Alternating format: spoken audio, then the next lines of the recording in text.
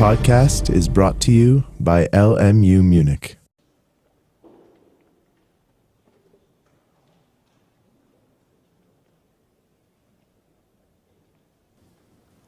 Okay. I also want to thank the organizers for organizing this great conference.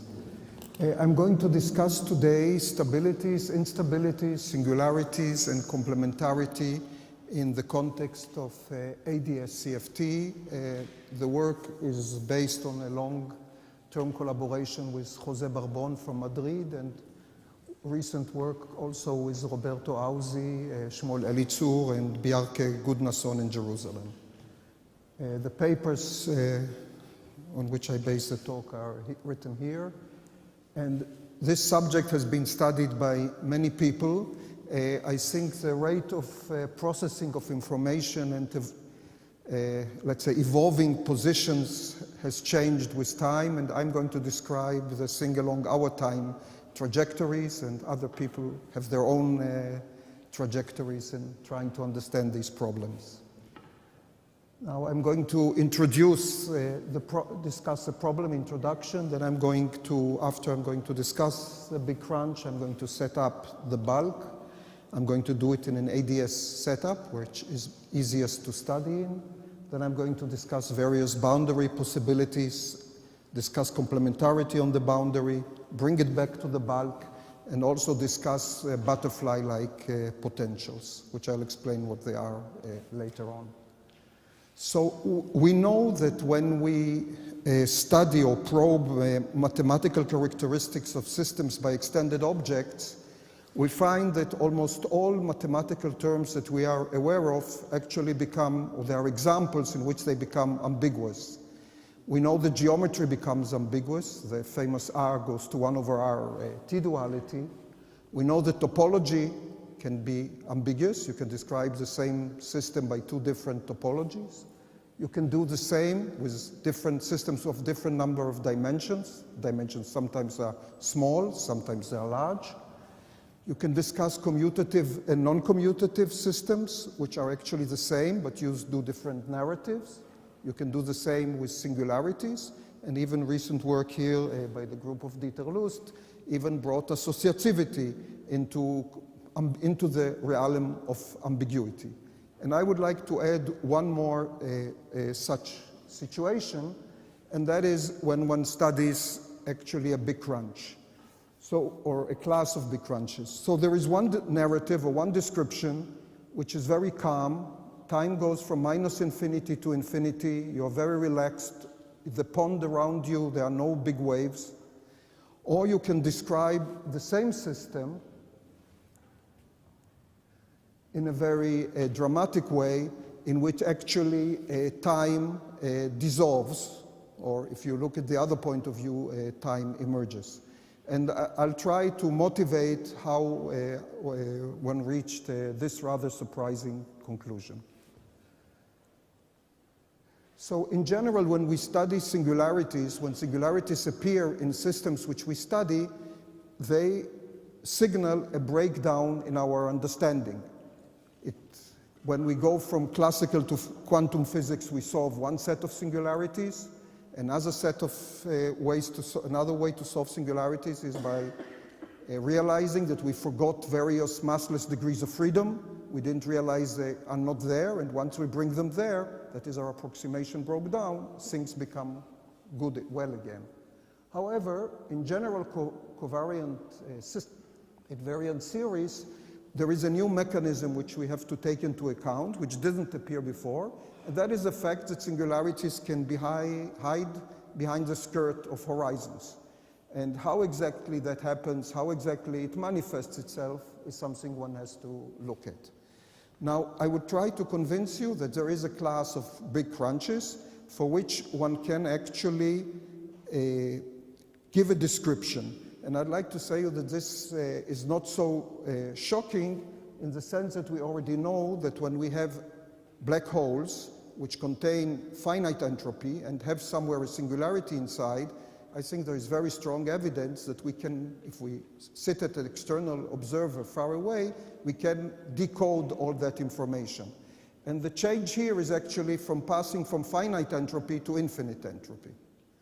Now, for me, in my thought, this was an evolution, because for many, many years I waited for the knight on the white horse to come and save quantum gravity from all its singularities. And here is a situation where maybe the system doesn't need the white on the knight horse to come and save it. So that was part of our evolution of thinking of the subject. So let us start with an AdS setup, and for this we will need to discuss metastable universes. I think this is maybe a good way to show our, let's go back here, to show the landscape picture where we are trying somewhere to find a place where we can exist. And in general, in field theory, and actually we should think about it now maybe again, even though there is no rush in it, but we have to think about it. If the Higgs is really at 125 GeV, absolutely there, and if there is no new physics up to a certain scale, then we have to consider the fact that maybe the universe is metastable. So, as I said, there is no rush in this consideration, but still we have to look at it. Now, if one looks in field theory, and if one writes down a state,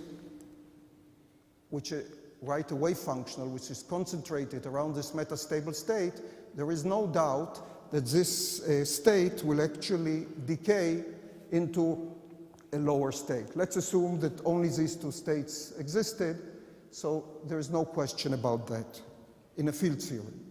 And the way this occurs in a field theory is that you produce, there is, let's say, when the parameters of the system allow a semi-classical description, then there is a rather picturesque way to look at it. Bubbles may form of the true vacuum. There is a balance. The advantage of such a bubble is it gains a volume worth of energy. On the other hand, there is a change from one vacuum to the other, so there are gradient terms. So the surface tension costs you energy, and this you lose proportional to the area. So the balance, there is a balance between the two. So when a bubble forms, the question is, will that bubble contract? Will the revolution fail? Or will the bubble cover everything? Now, it is clear, because one effect goes like the volume and the other goes like the area, that there is always will be a large enough bubble that once it will form, it is going to encompass all of space, and the transition is going to occur. So the question is, what happens in the presence of gravity? And in the presence of gravity, that is, when the absolute value of the minimum is important, what you see is not what you get in AdS. And this goes from 2 points of view.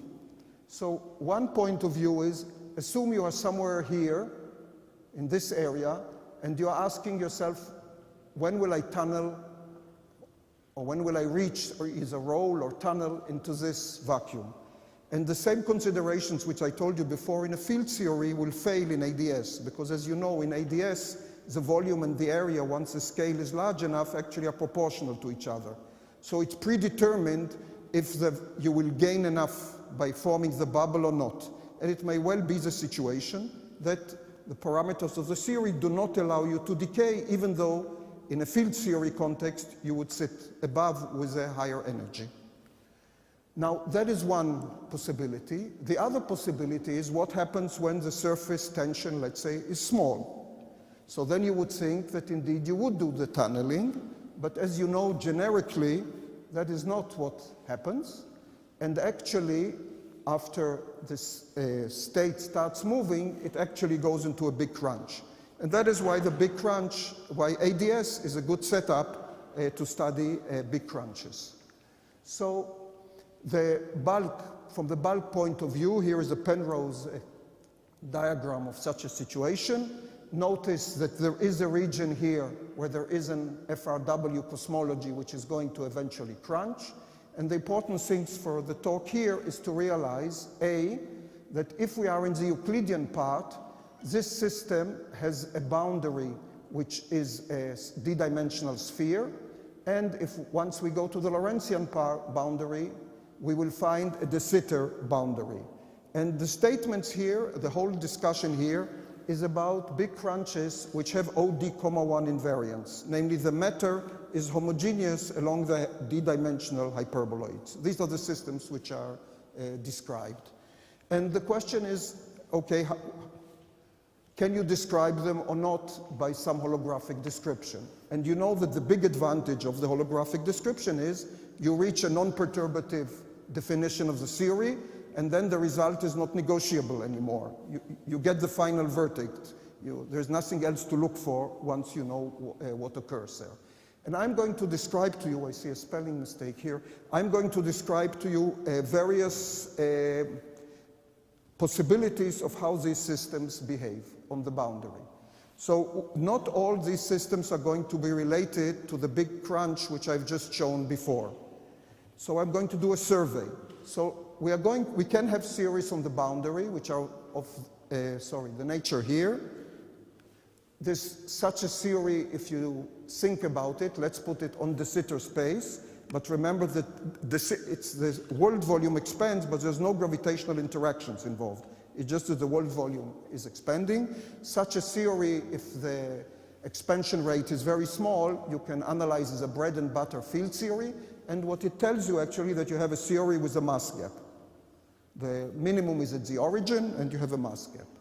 Then you can have a different type of theory where you would have a spontaneous symmetry breaking. The true vacuum would be a condensate, and if this is a large N model, there would be a condensate of many massless particles which are sitting here, and there could be some decay from this metastable state here. This is all in a field theory context.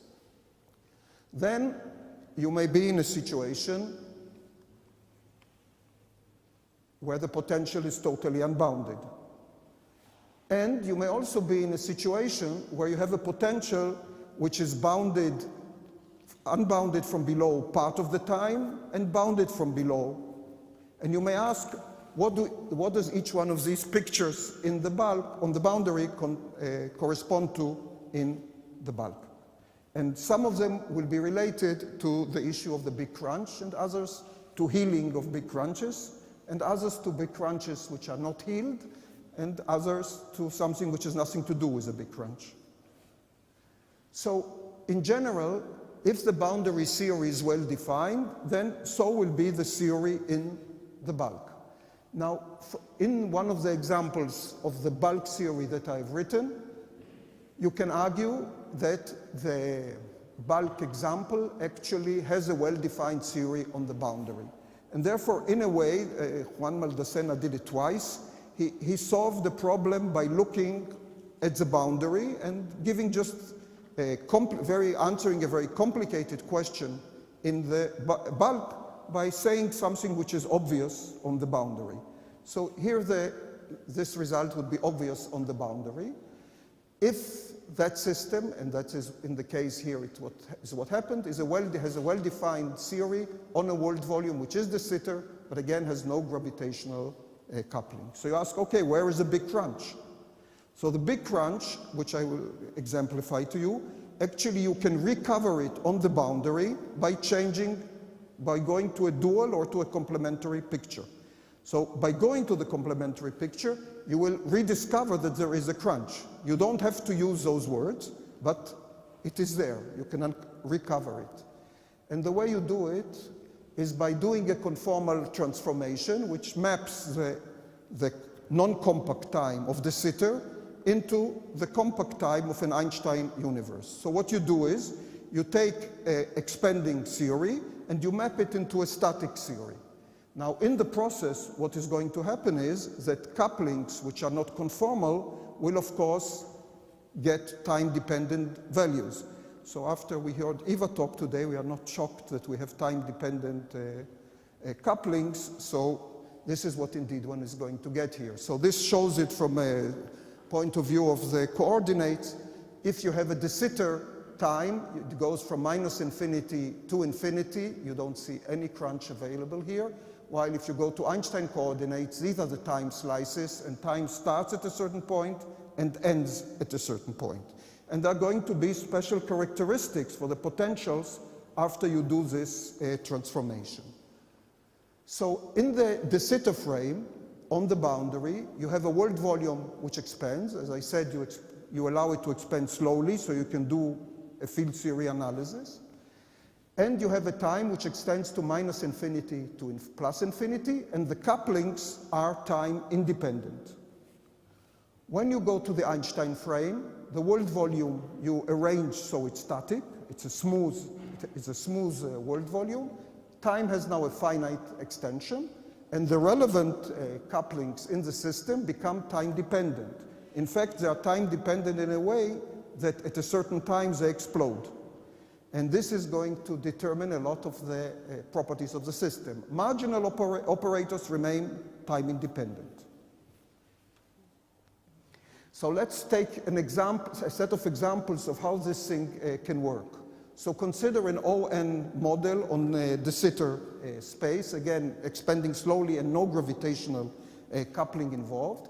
You have here the conformal mass, so this is not the object which is going to give us the action in the problem. Then you stabilize the system by some marginal operator and add a relevant operator where the sign of the relevant operator for the time being keep it open. Now this system has two dimensionful parameters. One is the dimension of the relevant operator, and the other is the finite size of which comes from de Sitter, which is actually you got from the analytic continuation of the sphere in the Euclidean picture. So you have two scales in the problem, and the dimensionless coupling is a product of m times r. Now in the case when m times r is much larger than 1, there are two clear situations from the point of view of the boundary theory. If epsilon is positive, this theory has a mass gap, all particles go to heaven in the infrared, and you remain with an empty theory at the IR. On the other hand, if epsilon is negative, then the system that you had in the UV flows in the IR to a many massless degrees of freedom, which are part of a condensate. And these are the two different systems. Now, what happens in the Einstein frame after the transformation? So after the transformation, the mass here becomes time dependent. If epsilon were positive, this mass would go to infinity. And as I said, the theory would remain empty, and we will discuss what the bulk of that means. On the other hand, we also discussed what happens in the case when epsilon is negative. So I want now to show this in an animation. Consider first the de Sitter case. So in de Sitter, it's a bread and butter spontaneous symmetry breaking. There is an expectation value for the field phi, and the field phi sits in the minimum. What is going to happen in the Einstein frame where the relevant operator will become time dependent? The potential for any time in which the system is well defined is going to remain bounded from below. However, as time progresses, the potential energy is going to become more and more negative, till at a certain point, at a finite time, it is going to explode. So this is, if you wish, a regime. You live in a regime where at every given time you think everything is okay because you're bounded from below, but the explosion is waiting to happen. And that's the alternative description. Now it is important here that when we sit here at the minimum, actually when I describe here the tunneling process, we are sitting below zero, so this is not related to the decay from the metastable state. So this is the roll down which occurs, and does it occur? Yes. So as you see, at each given point, the potential is bound from below, but then after a certain time, the system explodes. And these two alternative descriptions are the same.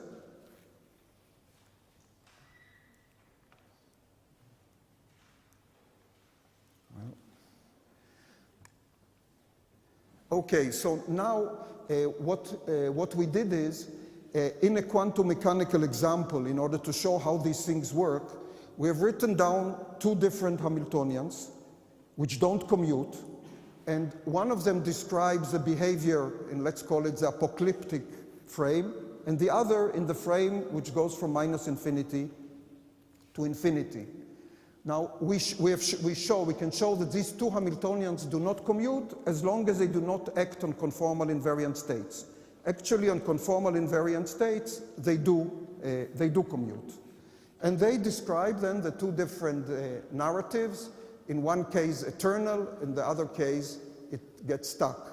And in order to exemplify more this picture, you build wave functions. You show that these wave functions can be smooth, and you show the smooth behavior in both systems. And then you can take states which are not conformal, which look totally different in the different Hamiltonians or different time evolutions. So in that case, in one case you are going to get a crunch, in the other complementary picture you won't see it. In the states which are smooth, you could analytically continue beyond actually the crunch in the situation where time gets stopped, while in the other case you cannot continue beyond that. So here I have described what happens for part of the potentials, and the bulk description I already implied, but I repeat it. In the case when epsilon was positive, a mass gap formed. This is what you would call a bubble of nothing, and what Witten called the bubble of nothing. And in the case, again, very large MR and negative epsilon, this is a situation where the domain wall can either be described by you have a situation of a spontaneous symmetry breaking in one frame in de Sitter, or by a big crunch in the Einstein frame. Now, what happens when this dimensionless parameter is small? Well, if before the description was a little bit like quarks and gluons, this is a situation more in terms of pions. And in this situation, finite size effects are very important. And actually here, Maldacena has shown an example where the system becomes simpler in that case, and there one can study the bulk equations of gravity in a linear fashion and see that you have a system which does crunch in the bulk, but does not crunch, but has no problem to have a correct boundary description, well-defined boundary description. These systems are more complicated because when MR becomes small, you cannot immediately state from the boundary what is actually happening in the bulk. It depends more on the details of the problem. You can be confident what happens when MR is large, but when MR is small, that is not the situation.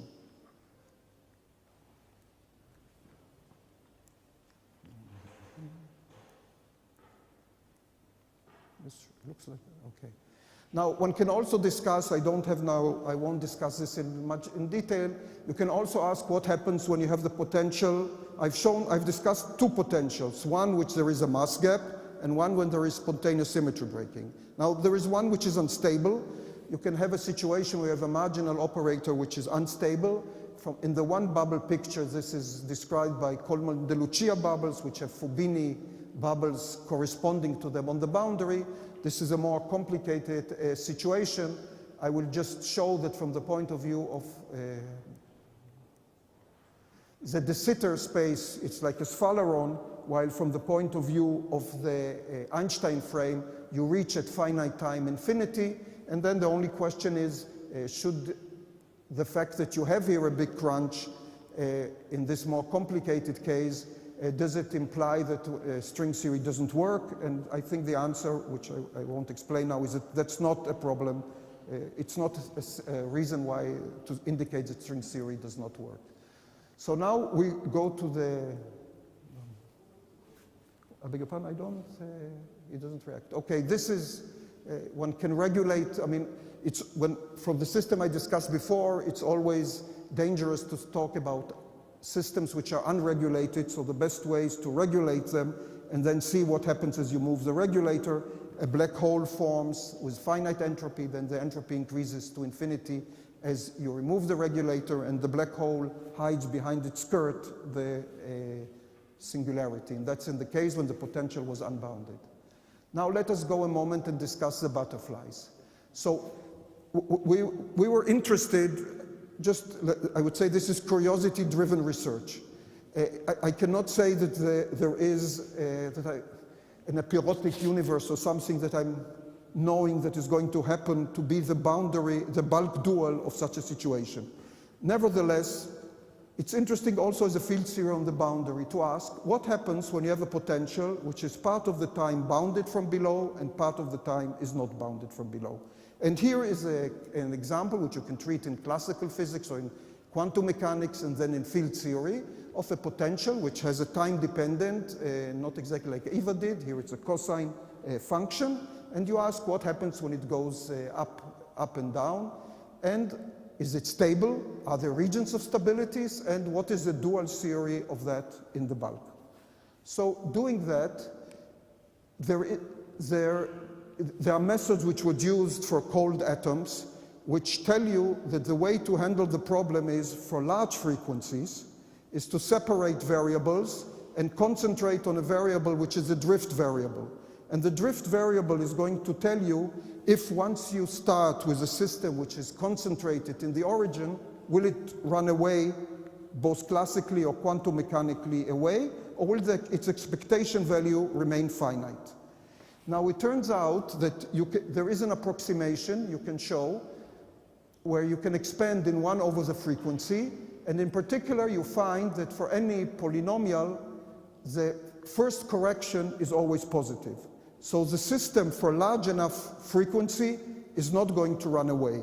So the fact that the system goes up and down and eventually pumps enough energy into the system, so the system does not run away. So if you wish, you had a potential which was unbounded from below, it should produce in a crunch in the bulk, and with such a boundary system, it's going to be protected. And then there is a set of questions, how would it be protected? Before, I would just say that one can do exactly the free field theory case because the modes decouple, you have the Massieu equations, and then using some properties of number theory, you find that if you look, this is Q is related to 1 over the frequency, so the limit of the frequency infinity is the y-axis. A is a field theory variable which tells you what is the momentum of the mode, one of the decoupled modes. And you can see, let's say, if we concentrate in the region around Q equals 0, which is a high frequency, then the green regions are regions of stability, the white regions are the regions of instability. You can see that you can arrange to be stable. And in fact, when you do the analysis, look a moment at this equation, you see that this equation has 2 regions. One region is where the A, the coefficient which tells you about the momentum of the mode, is smaller than the term which appears multiplying the cosine. In that case, there is a danger of being unstable, and you see that the system actually can be stable. However, in the field theory case, when you increase A, that is, you increase K, then the very cure you brought creates problems because you may have a resonance phenomena, and you may run away. You will enter into a conduction band. We were reminded of Bloch waves by Gary earlier. So you can actually have states which run away. But you find out that if you compactify the system, you can arrange so that generically you will be stable. So you can have that situation in the field theory so that you are stable. Now, what are the expectations from the theory in the bulk? So when the theory is unstable, would you expect the bulk to crunch? I mean, yes, and the question is, can you see that? Then when the boundary is stabilized, is the bulk healed, and how is it healed? Then you can ask what happens in an interacting theory, and in an interactor theory, you would say the main difference between that and the phi squared situation is that in one case, the theory would thermalize. And the thermalization in the bulk, you would expect to see a black hole, which is a thermal object. And the question, does that indeed occur? So we do this for AdS4. We use a numerical analysis. And we find here, this graph here, omega is the frequency, and phi is the scalar field, a boundary condition on the scalar field in the bulk. And you ask, what do you find? Do you find a singularity in a finite time? So when the frequencies are low and you are not protected, in that situation you indeed find crunches. You find the curvature exploding. So when you do the numerical analysis, for example, the scalar curvature here, it does explode. Then you can ask, are there situations when you increase the frequency, do black holes appear, that is, do apparent horizons form in a finite time? You do the analysis, and you find that indeed, as indicated here, you find the horizons, apparent horizons to form, and these are the points here. A is related to G00 in some way, but you have to make the whole change to reach to the apparent horizon. So this phenomena is seen. So that is, when the situation is healed, when the field theory is healed, you can see that a black hole comes and protects the crunch. And then there is a last phenomena, which is, there are actually, when the frequencies in some units are odd, then it means that a massless particle goes aller-retour an odd number of times to infinity and back. While when that thing is even, then it does an even number of excursions. And for some reason we don't exactly understand, when it's an odd time, it takes much longer for the black holes to appear, while for an even time, the black holes appear very fast. There must be some explanation for that. We failed. Okay, this is the same phenomenon. And now to conclude. What one can see is that crunches can be described by complementary non-commuting Hamiltonians, one with a drama, one without a drama, and one can see that time-dependent boundary Hamiltonians can heal the crunch singularities. That's it.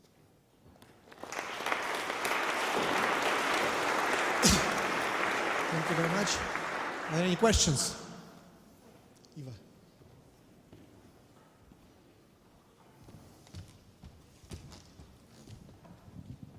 I'm sorry, I have a small confusion. So you have these phi to the fourth potentials, for which it takes a finite time to get to infinity in the scalar field space, and then you make them time dependent.